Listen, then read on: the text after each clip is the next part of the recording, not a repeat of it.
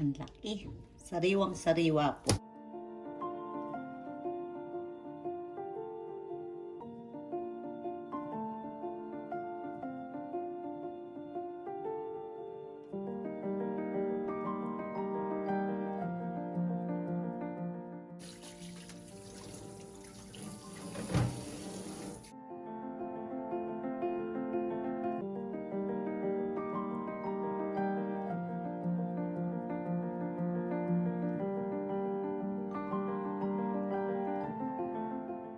Ating asin para may timpla lang po ng konti yung ating isda.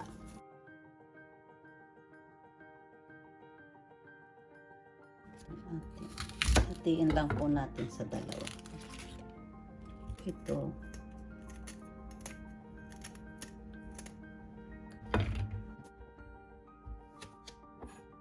Iwa na lang din po.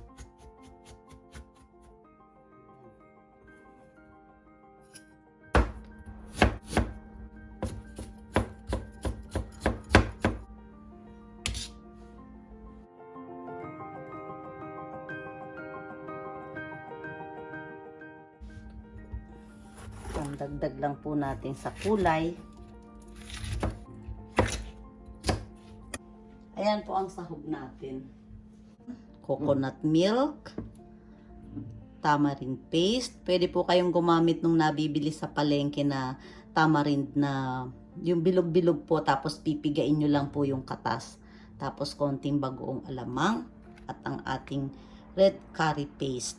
Yan, mabibili po nyo yun sa mga supermarket.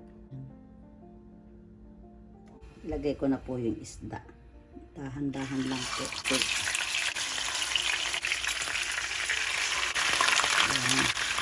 Ayan lang po natin maluto ng konti. Saka ko po babalik ka rin. Malasado lang po. Ayan po. Balik ka rin natin. Ayan lang po. Malasado lang po ang pagkakaluto. 2 tablespoon na mantika. Bawang at luya. Lemongrass.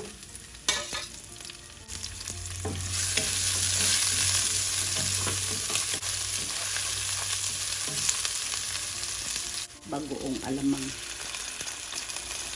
Ano lang po ito, hinugasan ko lang ng konti para mabawasan yung alat po ng bagoong.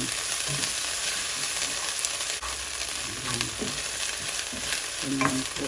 Hayaan po natin maluto ang bagoong. Lalagay ko rin po itong red curry. Isang pack ng red curry. Nabibili po ito sa mga Asian store. 71 grams po ito ang laman nito. Haluin po natin.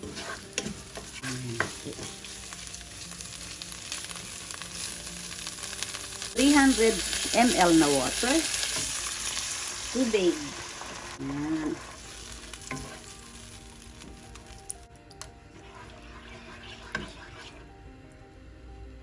Tamarind paste. Ng 1 tablespoon lang. Ayan.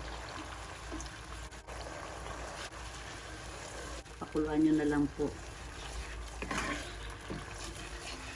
Ayan. 1 tablespoon na patis. Hinaan po natin ang apoy. Coconut milk, 1 lata. 1 teaspoon pamintang buo. Haluin po natin. Tikman natin. Ang sarap. Pero nakukulangan po ako sa alat. Dagdagan ko pa po ng patis. 1 teaspoon chicken powder. Para lang po mas malasa. Haluin po natin. Ayan, naghiwalay na. Katamtaman lang po ang apoy.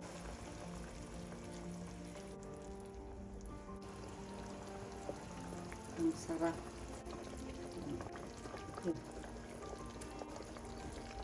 Green string beans.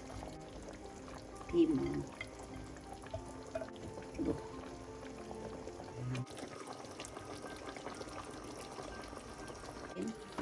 Kung luto na ang ating mga gulay, pwede na po yun. I-off ko na po itong kalan. Ang pechay, in-steam ko na lang po.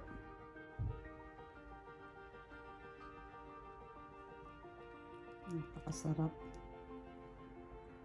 Itadakimasu. Ang sarap. Ang sarap po. Napakasarap. Try nyo po ito. Grabe po ang sarap. Pwede po kayong gumamit ng dalag.